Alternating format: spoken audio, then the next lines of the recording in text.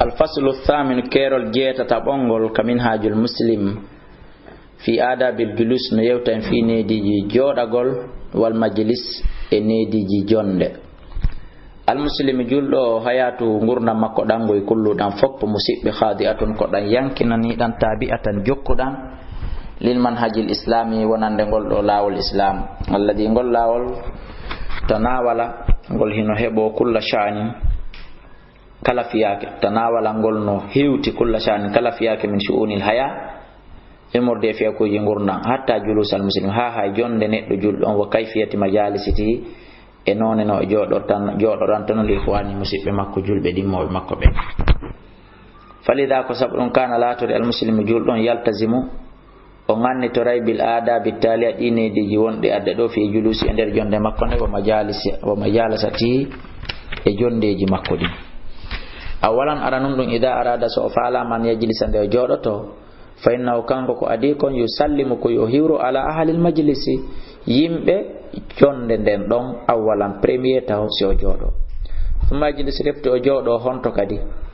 haytu intabihi al majlis nokko ka jonde den hatti don ka yimbe ben hatti don o tokko don aranayo feru batungu o yaw biso yo der si onara o accana lawol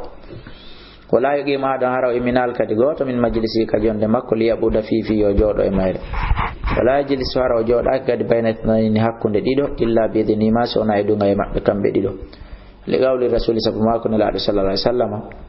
la yogi man ahadukum ta goddo e modon immi rajulan gorko min majlisi e jonde makko nen so majlis fi refti o jotto e mayre walakin skoni tawassa o yanye aw tafassahu ma yanyo وكان لاتي ابن عمر سن عبد الله بن عمر اذا قام له رجل سي goddo imani من مجلس يجونde makkonde lam yajlis fi o jabatano jodade dum few وقال جابر بن سمرة رضي الله عنه odo wi kunna men latke idha atayna an-nabiy simin arika nila Allah idha atayna an-nabiy si annaba jallahu arimen jalas ahaduna idha atayna an-nabiy ko dulle simen arika annaba sallallahu alaihi wasallam jalasa ahaduna got kala amen jodoto aytu yantahi bihi al-majlis nokko ka jonde den hatti do waligawli rasul sallallahu alaihi wasallam la yahillu li rajulin hanana gorko wo ani fadigande warata o sendindira bayna ithnain hakkunde yimbe dido o jodo hakkunde don illa be dini ma so nara ko ben dido yani sani an dimmun idha qama ahadun si goddo immike min majlisi e jonde makko nden wa ada ilayhi uruttitike e mayre fa wa haqqu bi hare ko kanko buri hanude hettude hare kala jodinodo don ko yo immo li gawli rasul sallallahu alaihi wasallam idha qama ahadukum si goddo e mun immike min majlisi e jonde makko nden thumma raja rifti uruttitike ilayhi faade e mayre fa wa haqqu bi hare ko artu don buri handude hettugol ka jodinodo salisan tatabun dun la jili suhara o jodaki fi wasatil haqiqa tumbere hakkunde don jottake kurun wongol wadama ya jodda hakkunde de gawli hudayfa sabma hudayfa inna ar-rasul sallallahu alaihi wasallam lana hudi man jalasa kala jodi do fi wasatil halaga katumbo kurun wolle goy why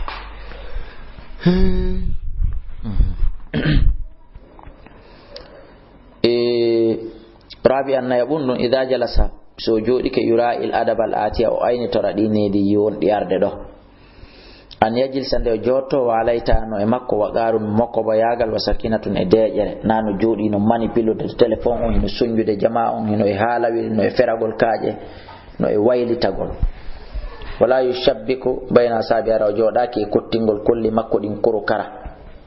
wala ya abata biliyati onali jodagol fijirgol ware makko nen aw khatami ma hurundare makko nen dum fo na nedi wala yukhallil asnana onali jodagol sokkita nyije makko den hakkunde batungu aw yudkhila isba ma na da hundu makko no fi an fi kakine makko wona sokkotogol kine makko den hakkunde batungu aw yukthira ma dudina minal basagi tuttugol don tutta don fop pacha watta nakhumi hartagol do fop na comportement juldo aw yukthiru ma min al-utas ilgol sono kala hesio yo adi durmaji so jila nan watta sabu ittugol ngaba sundulla sono kala dum do fop mudu na ko han pes neddo juldon ko yo terto dum wala yakun yo lato majlisu jonde makko nden haadi an deejunde dalil al haraka fandude mufema wala yakun yulato kalamu hala makko kam manzuman yubaka muttazinan pesaka hara so woli na fo ni on modi ko mboni kadi on modi o kadi ko to iwri hara on tigi wa ali non o wowla kala hala tata fo convaincre to ma bete ko jomiraɓe aqilla ɓen fo bete convaincre to wa idha tahaddasa tata so yewtay falyataharra sawaba ko yo ebbina no sawaba on na wolgol ton ta so yetti parongol ta fo ma patono walla ta fo no hawji yo wallin kongol gol wala yukthir wona yo dudi minal kalam immorde hala wingil sono kalam do landi don sono kalam do landi don nunna ha fo tampa asika yo kanko tun andi ko wolete wala tajannabu ko yo wudito al mazaha ko yete ko manti wal mira eyingo walla yatahaddatha ende tata o yewtata bi ijabin ko hawni anali fi beengure makko ne wawlade be makko on bidda no keldi on koni way on go hunjiketel on no keldi mo class tel wallin dum alanda ka dum ma beengure makko ne ay beengo ngon mi yalde bo wa on qu'est-ce que ay be rewbe fo sida ina ay ali wa on beengo on koni sifori on koni way tertu dum aw sanaati masirgol dow on buri sellude minga ko siwiya aw sanaati ma golleli makko di hanki mi wadi dum fop hana aw intaji hilmadi ma resultaji makko intérêt makko biyenji makko fontidi din jodo wowla dum fo wala da bi enedeji makko din min shi'irin immorde gimi aw ta'alifin ma dum wowtugol min shirin immorde sowgol aw ta'alifin ma dum wowtugol wa idha haddatha ghayru si goddo gono yewto darana kanko asqa o jento yasma o nana harana yinugo awaci hakke nanondiren araje yaka e ben wolantebe dum ghayra mufritin harakade wona o fejjintido fili jabi ha wagongol bi hadisi sabu yewtere man yasma o monani yo awanani yo kono woniri awananugo no hara o waali no pankareji walla yubati al kalama hara kadi o tajali hala aw yatluba ilayhi ma o dabbira o ya iyada taw fillitagol minanal hoddu wida fillite akake minanal kon don wolde kon hari honto wonda jento da ha ona do fop wona jeya dum e mandeji e nediji jonde din tay ko ni wawda an wata yaw kam bat few do fo la baka ma o taja hala goddo kam لأن ذلك سبب دو فو يسوء المتحدث متى يوم دو يوتو والمسلم جد إذا يلتزم هذه الآداب سواء تريد دو نيديجي إنما يلتزمها عندك وإترانتت إلي أمرين كسبب في جديد أهد ما قد نمو غوغو ألا يؤذيك في وتولور إخوانا ومسيب مكو بخلق إسابنجيكو مكو بونغو أو عملي ما قل مكو لأن المسلم سبب جد حرام نهار ملور رغولمو walu muslimu ko yite juldo man salima al muslimun ko mo julbe hediti ben hisi min lisanihi wa yadihi immorde dengal makko ngal juude makko de wa thani di mundum an yajluba ko ndo podata mahabbata ikhwani giggol musibbe makko ben adda e makko wa mu'alafatam e fiyo be wowtumo stay woni be yidi don o kere don piji bondi kandi don be anyamo don kisa be wayno dina ide ko adi amara shari sari aw hino yamiri bittahabu bi dirgol wal mu'alafati wowto dirgol bainal muslimin hakkunde julbe ben wa hatta ala zalika imo yamiri dum kadi khamisan jawabun dum idha arada al julusa sitayoni o falama jodagol fi turqati kalawi fa inna kanko yura'i ko yo ainitor al adaba dini dijal atiyati wondi arde do awalan aranon do abdul basar hippugol gite makko den fala yaftahu wa tawudu to basaro gite makko den fi marratin e fejjobe minal mu'minati mordere be gomdimbe debbo fejjo mo ndara mo ha umutitoya kikka gite makko den ila ka o yaltiti jokkintina de don ha umutitoya bale o debbo wata sekude leydi ndi muta nder ton kon dum o wawi aw waqifatin ma o daro bi babiha ka dambugal o debbo daro ka dambugal don fi yurnagol ya nder ton dum fop hana aw mustashrifatin ma dum o jellito ala shurufati manziliha ka hore jellitande dambu galle o suudu bi mana ka jellitande ka hore kuru dum don kadi hana aw mutillatin ma o jellito ala nafidatiha ka feneter oya li hajatiha aw mutillatin ma ona ƴellitiɗo ala nafizatiha e dow feneter makko on li hajatiha fi huntugol haaju makko kama la yursilu nazara wona woniri kadi o wurtata gite makko ɗen hasidan ka ngaygol yahadin hay e gooto aw zariyan ma ɗum oñagol ala ahadin e dow hay e gooto saniyan ɗimmono an yakuffa adahu ko nde surata lorraji makko ni anil marrati e feƴƴo ɓen min sa'iri nasi imorde yimɓe hedditiɓɓen fap julɗo e kefero fala yudi ahadan hara lorrali hay e gooto bilisani sabu ɗengal makko ngal sabban aw shatiman hoyrewo yenno rewo aw aiban ma hara o naali aybinɗo goɗɗo mo ƙabbi han kanini goɗɗo wala bi yadi hara o najungo makko ngon dariban o piiri goɗɗo laaki man o banti goɗɗo wala saliban wona o jattirɗo goɗɗo limali gayrihi jawdi goɗɗo go tana makko gasiban e jattugol wala mo o taridan hara wona o weeɓituɗo kadi fi tariqe e laawol ngol soaddal marrati soaddan ka sakkagol al marrata feƴƴoɓɓen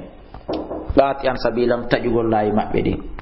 salisan tatabunno an yarudda nde o ruttata salama kulli hiwrandu kala man sallama on hiwriɗo alayhi e makko minal marrati immorde e feƴƴoɓen id ko waɗi inna radda salami ruttugol salminago wajibon ko waɗi ɗum li qawlihi taala wa idha huyyitum son hiwrama bi tahiyatin hiwrandu fa yu hiwrite bi hasana minha aw rudduha rabi'an na yabun an ya'mura nde o yamirta bil ma'ruf e bi ma'rufin moƴƴere turi ka accande gallegol amama o yeeso makko o yamira yimɓe ɓe yoɓe gollunde wa uhmila sha'nuhu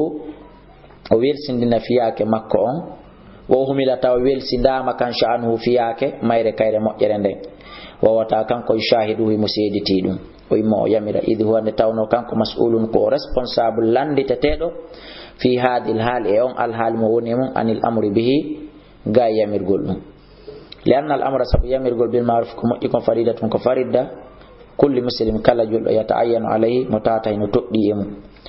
wala yasbutu ɗum wawata fukkade iwa illa bil qiyam bi sona daranogol ɗum embere no wawiri noon wa mithalu misal mum an yunadi al munadi wononde noddinowo noddinanta li salati julde nden haray ɗon iwi e hedditiɓɓe idi hada sabu nde tawno ɗum ɗo min al ma'ruf ko jeeyaɗum e ko moƴƴi falamma turika tuma nde tawno noon accama wajaba alay haray waɗɗike man ya'mura bihi nde o yamirta ɗum wa misalun akhar misal go an yamurra ja'un ko nde weelaɗo feƴƴirta ɗon aw arin ma holuɗo fa inna alay haray no fayimo kanko jooɗiɗo on ka laawol an yutima on nde o ñamminta on ma o kippa ha on heɓa ko o ñaama aw yaksuhu ma o holtinamo in qadara ala dalika simo hattani ɗum simo mari feere mum so mara feere mum toujours do o kippa wa illa so na ɗum amara o yamira bi ta'ami ñammingol mo o daro o toro fi sabilillah aw kiswatima holtingol mo idi kadi it'amul ja'i ñammingol weelaaɗo wa kiswatul ari e holtingol holɗo minal ma'ruf ko jeeyaɗum e moƴƴere alladi nde yajibu waɗɗinde yu'mara bihi yamiregol ida turika sinde accama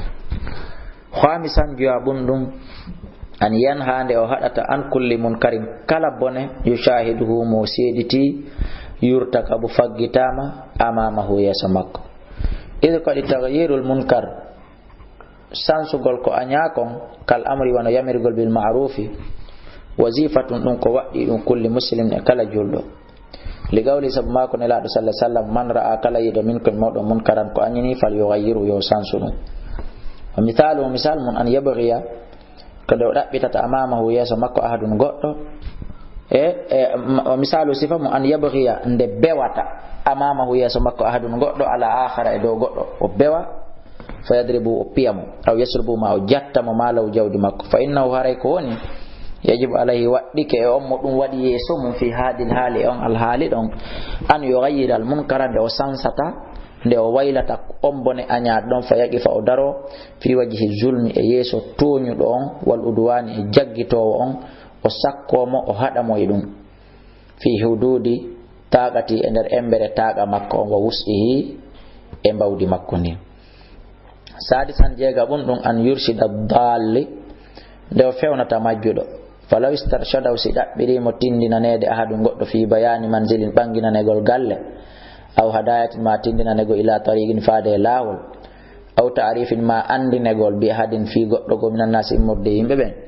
la wajaba alay haray waddike man yubayyina lawnde o banginan tam al manzila galle de o yawni landade fi mun de aw yadihu tariqa ma o fewna mo e lawol yahay ngol ka o ya faala yaade ton aw yu'arrifahu ma o andinamo bi man yuridu on neddo mo faala ma'rifatahu andugol dum kullu hada dido fo akhi min adabil julus ko jiya dum e nediji jonde fi turqati ka lawi ka amamal manazili wano jodagol kadi katande ka yeso galleli wadda ka kin e jodagol ka butikaji wal magahi e jodagol ka kafeje ka barji awi sahati ma ka terenji al amati hu utudi wal hadai e jodagol ka zardenji wana hay ko nande tay dum do fop ara en waddima kono ndare no heewi aro tawa yimbe no jodi hiwrobe ha mo jalando no faala tindina nan kala jikari en do